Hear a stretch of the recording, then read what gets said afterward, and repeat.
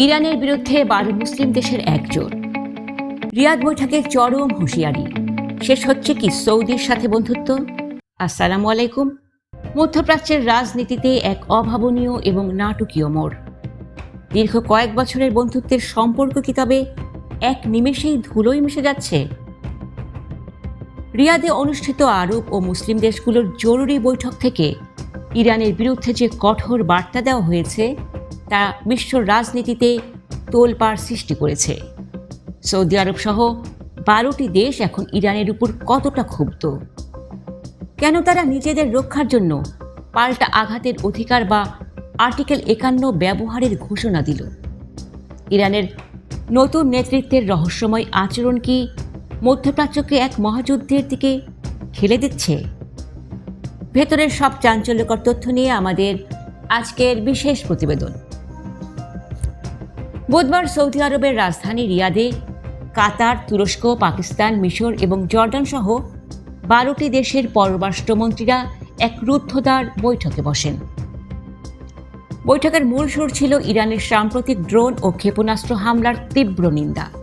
বিশেষ করে সৌদি আরব, কাতার ও আরব আমিরাতের জ্বালানি স্থাপনায় ইরানের হামলার পর এই দেশগুলো আর চুপ থাকতে পারছে না। তারা সাফ জানিয়ে দিয়েছে, জাতিসংঘ সনদের 51 নম্বর ধারা অনুযায়ী এখন থেকে তারা নিজেদের ভূখণ্ড রক্ষায় যে কোনো পদক্ষেপ নেওয়ার অধিকার রাখে। এর অর্থ হলো, ইরান যদি আবার কোনো প্রতিবেশী দেশে আঘাত করে তবে সেই দেশগুলোও পাল্টা হামলা চালাতে পারে। সৌদি পররাষ্ট্রমন্ত্রী ফয়সাল বিন ফারহান অত্যন্ত কড়া ভাষায় বলেছেন, ইরানের উপর আস্থা এখন পুরোপুরি চুরমার হয়ে গেছে। বেইজিংয়ের মধ্যস্থতায় 3 বছর আগে শুরু হওয়া সেই সমঝোতা কি তবে শেষ হতে চলল? বিশ্লেষকরা বলছেন, এটি আসলে ইরান সৌদি সম্পর্কের অন্ধকার অধ্যায়ের শুরু। অন্যদিকে তেহরান থেকে পাওয়া খবর অনুযায়ী ইরানের নতুন সর্বোচ্চ নেতা মোজতবা খামেনির নেতৃত্বাধীন সরকার এখন সম্পূর্ণ ভিন্ন এক মানসিকতায় চলছে। আইআরজিসি স্পষ্ট করে দিয়েছে যে তারা প্রতিবেশী দেশের ক্ষতি করতে না চাইলেও নিজেদের জ্বালানি সম্পদ রক্ষায় এই নতুন ধাপের যুদ্ধ চালিয়ে যাবে। এই বৈঠকে কেবল ইরানের নিন্দাই করা হয়নি, বরং লেবাননে ইসরায়েলি হামলারও তীব্র সমালোচনা করা হয়েছে। গত 3 সপ্তাহে লেবাননে প্রায় 1000 মানুষ নিহত হয়েছেন। একদিকে ইসরায়েলের আগ্রাসন, অন্যদিকে ইরানের অনড় অবস্থান। মাঝখানে পড়ে পিষ্ট হচ্ছে সাধারণ মুসলিম দেশগুলো।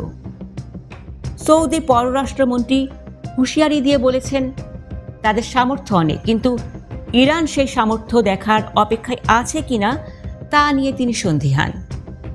মধ্যপ্রাচ্যের এই দুই পরাশক্তির দ্বন্দ্ব কি তবে শেষ পর্যন্ত সরাসরি যুদ্ধের রূপ নেবে? দর্শক, রিয়াদ বৈঠকের এই যৌথ ঘোষণা কি ইরানকে শান্ত করতে পারবে, নাকি সৌদি আরবের এই রুদ্রমূর্তি যুদ্ধের আগুনকে আরও উস্কে দেবে? মুসলিম বিশ্বের এই বিভক্তি কার স্বার্থ রক্ষা করছে? আপনার মূল্যবান মতামত আমাদের কমেন্টে জানান। ভিডিওটি জনীয় সচেতনতায় শেয়ার করুন এবং যুদ্ধের সবশেষ নির্ভুল আপডেট পেতে আমাদের চ্যানেলটি এখনই সাবস্ক্রাইব করে বেল আইকনটি বাজিয়ে দিন। ধন্যবাদ।